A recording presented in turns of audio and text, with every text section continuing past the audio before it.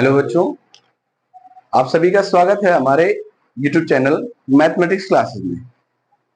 आज हम पढ़ाने वाले हैं आपको एक्सरसाइज 6A, जो हमने पिछली क्लास में 5 नंबर तक पढ़ाए थे। उसके आगे जो क्वेश्चंस हैं उनके बारे में चर्चा करेंगे, क्या है, कैसे हल किए जाते हैं, क्या होते हैं। इसमें 1 से 5 तक जो हमने पढ़ाए थे उसमें से जो सिस्टम 1 से 5 तक अप्लाई होता था वही है आगे जो 6 से 10 तक है, यानी कि 1 to 10 क्वेश्चन जो है उनका तरीका सेम है। ठीक है, हम इसकी जो फोटो है आपको दिखा देते हैं। ये क्वेश्चन 1 से 10 तक। यहाँ पे इसके बाद हम 11 नंबर पढ़ाने वाले हैं। 11 नंबर में क्वेश्चन में लिखा है कि एक कण सूत्र S बराबर दिया गया है 2t³ माइनस का 9t² प्लस का 12t प्लस का 1 द्वारा गतिमान है, जहां s t समय में विस्थापन है। तो ज्ञात कीजिए नंबर 1, 1 सेकेंड पश्चात वेग का तथा त्वरण। फर्स्ट नंबर पूछा गया है 1 सेकेंड पश्चात वेग तथा त्वरण। नंबर सेकेंड पूछा गया है वह समय जब कण रुक जाता है। ठीक है, वह समय जब कण रुक जाता है। इसके बाद में थर्ड नंबर है 2 बार रुकने के स्थानों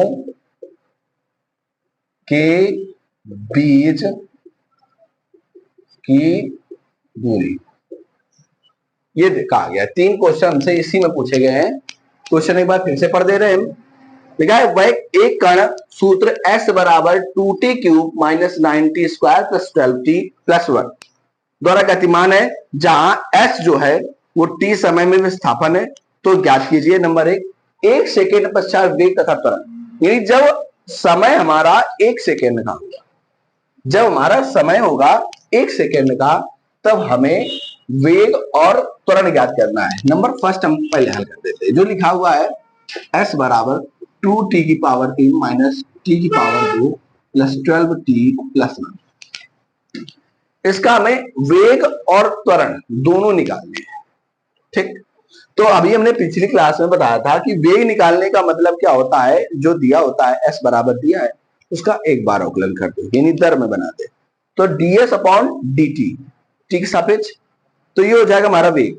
अब वेग बना दिया, जो वेग आया है उतने क्या ही दोबारा हम अवकलन कर दें तो त्वरण बन जाएगा है। तो वेग के लिए क्या हो जाएगा, वेग बराबर ds/dt बराबर 2 3 6 t² बचाएगा, अवकलन कर रहे हैं ना। तो 3 गुना 6 t² माइनस का 9 गुना 18 t और प्लस का 12, और ये वाला हो गया 0, तो 0 हो गया। अब इसमें समय कहा था 1 सेकेंड पश्चात, यानी t जो है t बराबर 1 सेकेंड, 1 सेकेंड कहा गया है। अब यही का मान रखना है इसमें t बराबर 1 पर, 6 और 1 का वर्ग माइनस 18 गुना 1 प्लस 12, क्या हो जाएगा जाके 6, 1 का वर्ग 1 होता है, माइनस के 18 कम 18 प्लस का 12 और 12 6, ये 6 कम 6 हो जाएगा और 12 6 18 हो जाएगा, माइनस के 18 जोड़ देंगे, मतलब घटा देंगे, अब ये घट जाएगा, आपस में 0 बचेगा। ये आया वेग इसका, ये ds/dt का मान आया 0। नेक्स्ट क्वेश्चन, सॉरी, इसी में आगे कहा गया है त्वरण। त्वरण के लिए हमने बताया कि जो ds/dt होता है उसका हम दोबारा अवकलन कर दे रहे हैं। जो ये निकाला है ना इसी का, यानी d²s/dt² बराबर क्या हो जाएगा, जो भी निकाल के आया था, क्या करने अवकलन करके आया, यही तो बचा था इसका अवकलन करने के बाद। तो 6 दूना 12 t माइनस के 18 बचा, और ये 12 में 0 हो गया क्योंकि ये कांस्टेंट है, कांस्टेंट वाला अवकलन 0 हो जाता है। t बराबर इसमें भी 1 पर, तो क्या आ जाएगा, त्वरण बराबर मान रखेंगे 12 गुणा 1 माइनस 18, आगे जाके 12 एकम 12 माइनस 18 क्या बचा, जाके घटाने पे क्या बचेगा माइनस का 6। ये क्या रहेगा, त्वरण है मीटर बटे सेकेंड स्क्वायर। मान किसमें दिया था, कोई मान नहीं कोई नहीं, तो वर्ग मात्रक होता है, ठीक है, मीटर मान लो या सेंटीमीटर मान लो, जो भी मान सकते हो, वर्ग मात्रक बटे सेकेंड स्क्वायर होता है।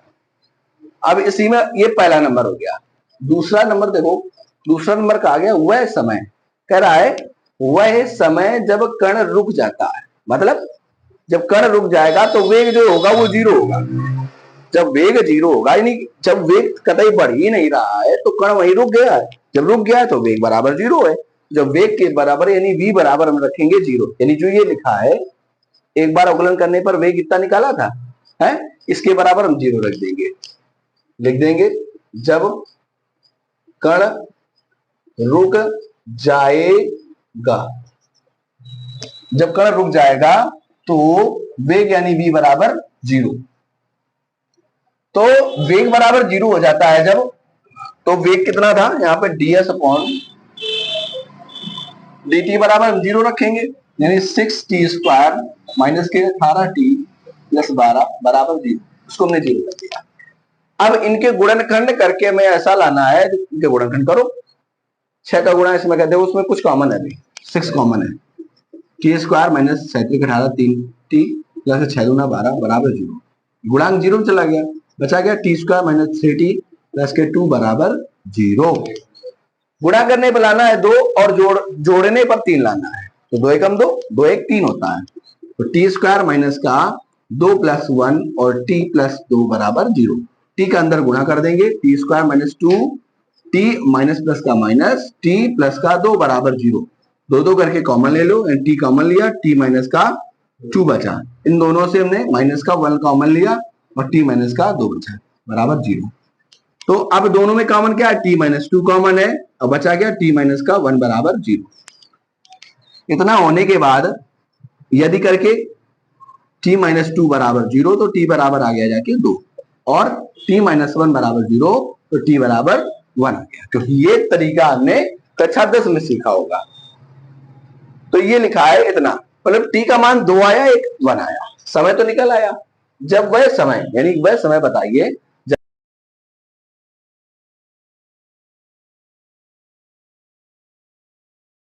देखो आगे हमने टी का मान ये निकाल लिए 2, जब हमसे कहा, क्योंकि कहा था वह समय, हमसे समय पूछा था जब कण रुक जाता है, यानी जो कण रुक जाएगा तो समय आया 2 सेकेंड और 1 second. Next question, next number है कि 2 बार रुकने के स्थानों के बीच की दूरी, 2 बार रुक रहा है, एक बार समय 2 है, एक बार 1 है, इन दोनों का मान निकालेंगे इस एस का यूज करके। नंबर तीसरा, जब t बराबर 1 पर, तो s देखो हमने 1 ले रहे s1, इसको इसमें 1 रखते हैं, तो हो जाएगा जाके 2 इंटू 1 की पावर 3 माइनस 9 इंटू 1 की पावर 2 और प्लस 12 इंटू 1 प्लस का 1, क्या बनेगा आके, एक का घन एक होता है, तो 2 माइनस का एक का वर्ग क्या होता है, 9 एकम 9 हो जाएगा, प्लस का 12 एकम 12 प्लस का 1, तो 12 हुई 14 और 1 15, 15 में 9 घटा देंगे हम, कितना बच जाएगा 6 बच गया, यानी S1 का मान आया 6।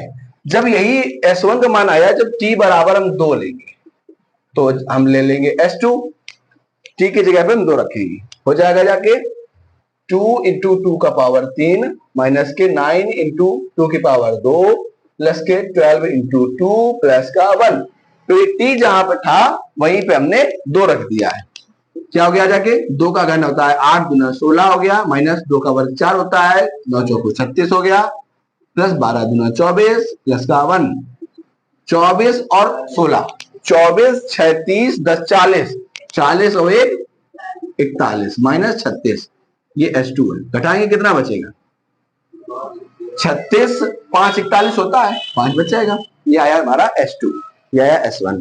हमसे पूछा था 2 बार रुकने के स्थानों के बीच की दूरी, अब बीच की दूरी देखेंगे, बीच की दूरी यानी कि बड़ा है 6 हमारा और छोटा है 5, तो S1 माइनस S2 कि बड़े में छोटा घटाया जाता है?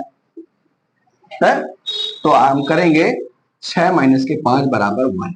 ये रहा इस क्वेश्चन का आंसर। ये थर्ड नंबर का है और ये सेकेंड नंबर का है, ये है फर्स्ट नंबर का। कहां गया ये, यहाँ पे ये और दोनों है फर्स्ट नंबर के। ठीक, नोट करो।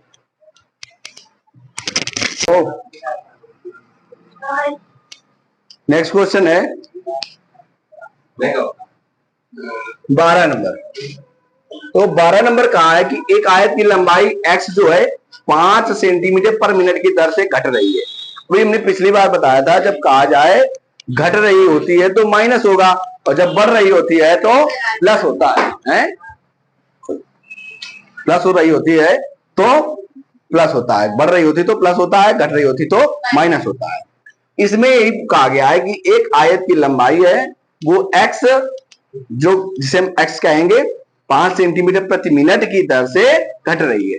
तो मतलब इसको जो घट रही है जो दर है उसको हम लिखेंगे dx अपॉन dt, 5 मिनट पर सॉरी 5 सेंटीमीटर पर मिनट की दर से, और ये माइनस का लिखेंगे। इसके बाद क्योंकि घट रही होती है तो माइनस रहेगा। इसके बाद कहा गया है कि जो चौड़ाई है वो y है वो 4 सेंटीमीटर पर मिनट की दर से बढ़ रही है। ये इसकी लंबाई हो गई और यहां पे हो गई चौड़ाई। चौड़ाई वो क्या है, dy अपॉन dt 4 सेंटीमीटर पर मिनट की दर से बढ़ रही है, यानी 4 सेंटीमीटर पर मिनट। इसमें बढ़ रही है तो ये प्लस रहेगा। कहा गया कि दर से बढ़ रही, तो जब x बराबर 8 सेंटीमीटर, x बराबर 8 सेंटीमीटर और y बराबर 6 सेंटीमीटर है, तब आयत के परिमाप, ए नंबर का आ गया है परिमाप और बी नंबर का आ गया है कि क्षेत्रफल के परिवर्तन की दर ज्ञात कीजिए। क्या कहा गया, क्षेत्रफल के परिवर्तन की दर, यानी क्षेत्रफल का की दर पूछी गई है और परिमाप भी पूछा गया है। तो वैसे नंबर 1 में परिमाप, परिमाप होता क्या है वैसे आयत का, 2 ब्रैकेट में लंबाई प्लस चौड़ाई होता है, लंबाई प्लस चौड़ाई। अब लंबाई प्लस चौड़ाई, तो लंबाई कुछ है चौड़ाई कुछ है, लंबाई ये रहेगी चौड़ाई ये रहेगी, एक्स और वाई में कहा गया है। ठीक, तो हम लंबाई को एक्स लिए ले रहे हैं और चौड़ाई को, अब परिमाप है पेरीमीटर होता है उसको हम पी मान ले रहे हैं, पी बराबर पी 2 और एक्स प्लस वाई, इसका हम अवकलन कर दे रहे हैं, डीपी अपॉन dt बराबर 2, इसमें क्या हो जाएगा dx बटे dt प्लस dy बटे dt। dx बटे dt का मान कितना है, माइनस के 5, प्लस dy अपॉन dt का मान है 4। इनको हम जोड़ देंगे तो बचेगा माइनस का 1, तो 2 एकम 2 माइनस के 2, ये क्या आएगा dp अपॉन dt आ गया 2 माइनस का, वो भी इतना बन गया। अब इसकी दर क्या रहेगी, वही सेंटीमीटर पर मिनट। इसके बाद ए नंबर में, ए नंबर हो गया, बी नंबर हमसे कहा है कि क्षेत्रफल के परिवर्तन की दर। अब रही बात है क्या, ये आयत है, आयत का क्षेत्रफल भी होता है, तो आयत का क्षेत्रफल का फार्मूला क्या होता है, आयत का क्षेत्रफल यानी एरिया बराबर होता है x इंटू वाई, मतलब लंबाई हमने x ले ली थी और चौड़ाई y थी, इसलिए x इंटू वाई। अगर वैसे लिखें तो a बराबर लंबाई गुणा चौड़ाई, तो x और y था, इसका हम अवकलन करेंगे t के सापेक्ष। किसके सापेक्ष, t के सापेक्ष, यानी हमारा क्या है, a बराबर x इंटू वाई है, इसका हम अवकलन करने वाले हैं t के सापेक्ष। देखो ये पहला है, ये दूसरा है, फर्स्ट एंड सेकेंड।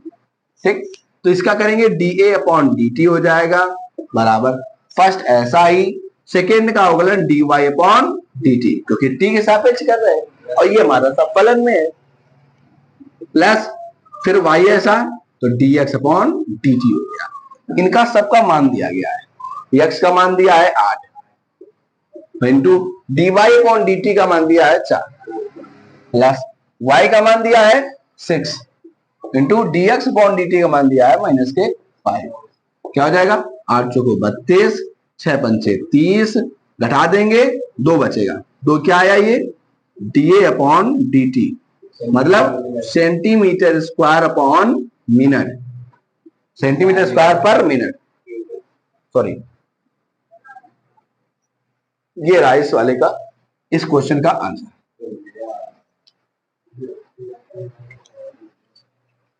नोट करो।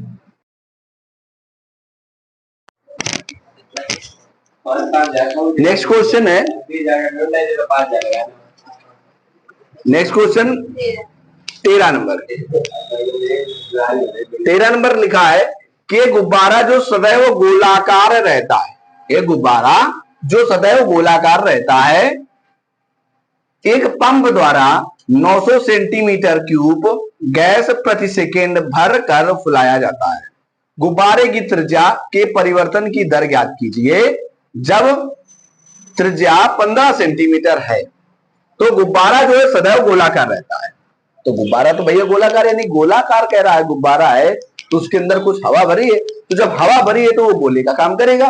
भाई अगर कोई गोला वृत्त होता उसके अंदर आयतन होता नहीं, तो यहाँ पे गोला है, गोला हमारा इसमें जो द्वारा पंप इतने दी गई है तो ये आयतन दिया गया है, डीबी अपॉन dt का आ गया है 900 सेंटीमीटर क्यूब पर सेकेंड फुलाया जाता है। गुब्बारे की त्रिज्या के परिवर्तन की दर ज्ञात कीजिए। जब त्रिज्या का आ गई है, त्रिज्या r बराबर 15 सेंटीमीटर। देखो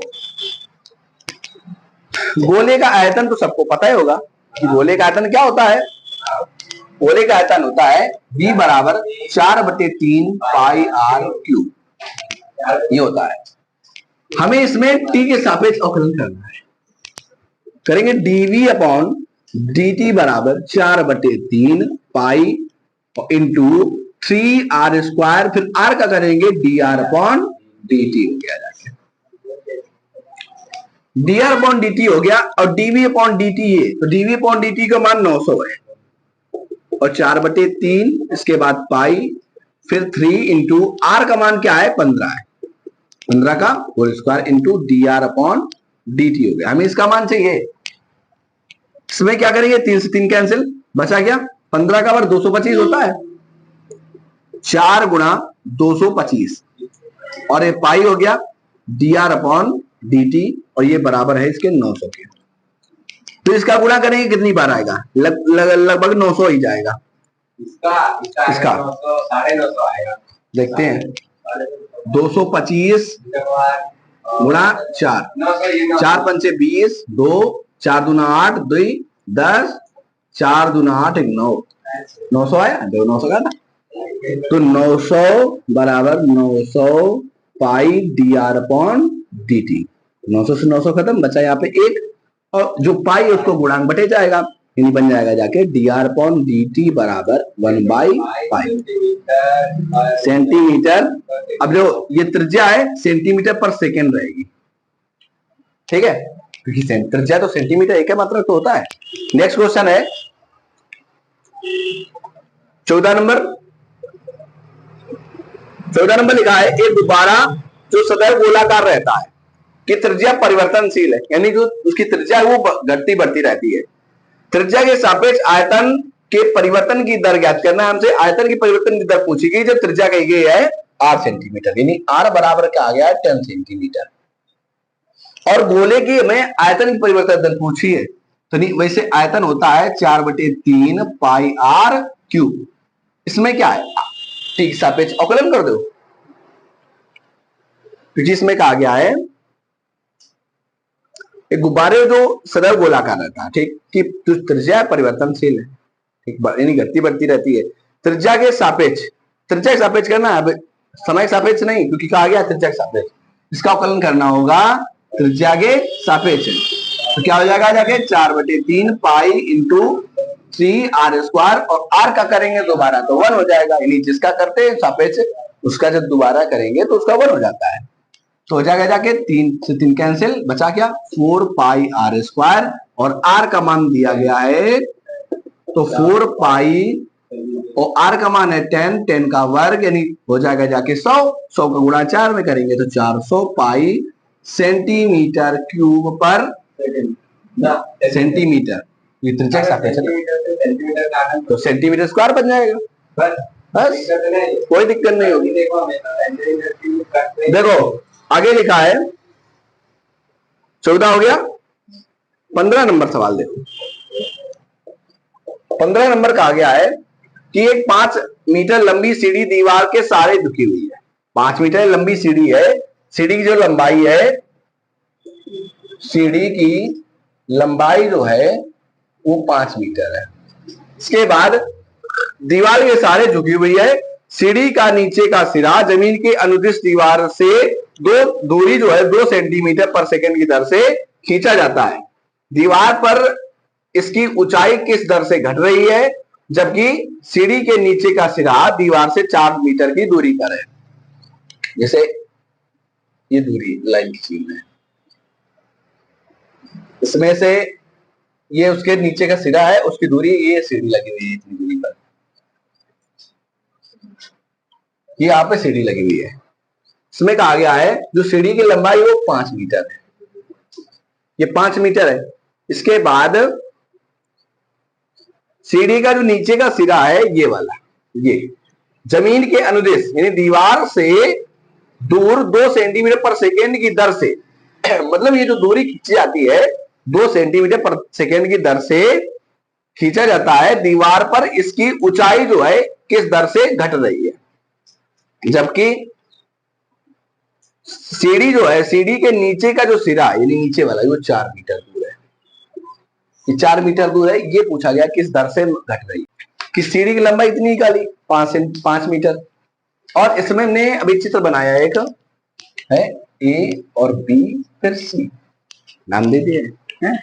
नाम देने के बाद बात ये है कि अभी 2 मान पता है, तीसरा तो पता नहीं है, तो पहले तो तीसरा निकालने की कोशिश करो, कि जब हाइट आ जाएगी तभी हम आगे यूज कर पाएंगे। आगे सवाल में कहा भी गया कि 5 सेंटीमीटर लंबाई सीढ़ी की दीवार से सारे झुकी है, सीढ़ी का जो है नीचे का सिरा जमीन के अनुदिश दीवार से 2 सेंटीमीटर पर सेकेंड की दर से खींचा जा रहा। अब ये खींचा क्या जा रहा है, खींचा तो यही जा रहा है भाई, इसका सिरा पकड़ा गया, तो जब ये खींची जाएगी तो जो ऊंचाई है वही तो घटेगी, वही जो ऊंचाई थी वो डिस्टेंस कम हो जाएगी है। तो अब ये पूछी गई कि दर किस दर से कम हो जाएगी, तो ये नीचे बढ़ाया जा रहा है, तो नीचे ये बढ़ाया जाएगा, तो ये जो दीवार की जो सीढ़ी थी वो तो थोड़ी ना बढ़ेगी, मतलब ये बढ़ाएगा मतलब क्या है, जमीन के नीचे थोड़ी ना घुस जाएगा, ये दूरी बढ़ाएगा, मतलब ये जो भी दूरी हम मानेंगे उसको आगे बढ़ाएंगे। जैसे ये हमने ये हाइट है ऐसे मान लिया है, और इसको x इसको y में मान लेते हैं, ठीक है, ये x और ये y में, तो पाइथागोरस का सूत्र प्रयोग करेंगे त्रिभुज ए बी सी में। पाइथागोरस प्रमेय से क्या बनेगा जाके, कर्ण का वर्ग यानी x का वर्ग बराबर लंब का वर्ग यानी h का वर्ग प्लस आधार का वर्ग यानी y का वर्ग, ठीक है। तो x यानी 5 का वर्ग प्लस h स्क्वायर ऐसा ही सॉरी बराबर प्लस y का मान है 4 यहाँ पे, तो 5 बार 25 होता है, 4 बार 16, इधर पक्षांतर कर दिया, h का वर्ग आ गया, घटाया 9 बचा, यहाँ h स्क्वायर यानी h का मान आ गया जाके 3 सेंटीमीटर, यह है h का मान, हाइट आ गई। अब h आ गई है, अब जो ये मान है हमें x का तो मान पता है, लेकिन बात ये है कि जो 4 कहता है अभी जो दूरी वो थोड़ी ना यूज करेंगे, क्यों, क्योंकि इसमें कहा गया है कि जो सीढ़ी थी वो पकड़ के थोड़ा सा बढ़ाएगी। अब बढ़ाई का मतलब कि नीचे वाली लाइन जो आधार था उसकी दूरी बढ़ाएगी, जब दूरी बढ़ाई गई है तो अब हमारी जो है 4 ये तो रही नहीं, क्योंकि अब तो दूरी में परिवर्तन हो गया है। तो इसको हमने समीकरण बनाया है, समीकरण फर्स्ट से समीकरण फर्स्ट लिया जो h का मान था, x का मान तो रख ही देंगे, 25 हो जाएगा बराबर h स्क्वायर प्लस के y स्क्वायर है। इसमें क्या करेंगे कि जो ये रखा हुआ है यहां पे जो है ये 4 सेंटीमीटर पर, अब इसमें कह रहा है कि जो दीवार से दूरी है, यानी ये जो ये वाली वाई मानी थी, और अवकलन करने वाले हम किसके सापेक्ष, सेकेंड यानी टी के सापेक्ष। कह रहा है कि 2 सेंटीमीटर पर सेकेंड की दर से खींचा जा रहा है। खींचा जा रहा है मतलब बढ़ाया जाएगा।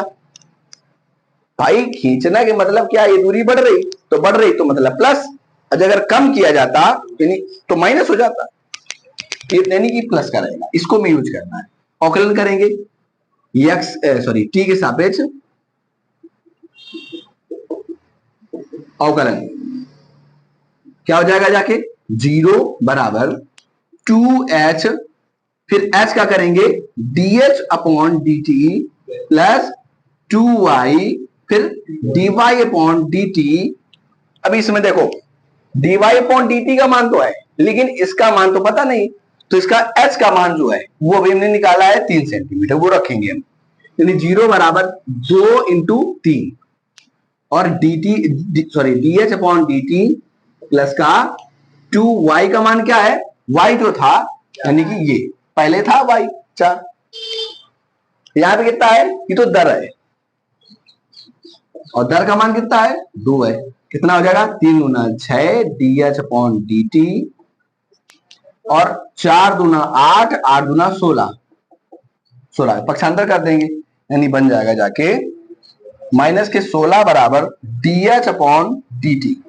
ठीक है, तो सॉरी ये 16 उधर गया तो गुणांक बटे जाएगा, फिर बटे 6 हो जाएगा। क्या बन जाएगा dh अपॉन dt बराबर, इसको हम कर दे रहे हैं कम, 2 3 6 2 8 16, यानी माइनस के 8 बटे 3 सेंटीमीटर पर सेकेंड की दर से घट रही है। यानी क्योंकि माइनस आया है ना, तो ये इस दर से जो मान है वो घट रहा है, ऊंचाई जो है उसकी इस मान से घट रही। भाई देखो घट तो रही है, क्योंकि भाई सीढ़ी को जो हम बढ़ाएंगे, आधार की जो दूरी को हम बढ़ाएंगे, तो ये जो ऊंचाई थी अभी जितने थी तो ये तो नीचे आएगी, नीचे आने का मतलब क्या, घट जाएगी। अगर ऊपर जाती तो बढ़ती तो प्लस आता, इसलिए माइनस आया है। ये रहा इस वाले का आंसर।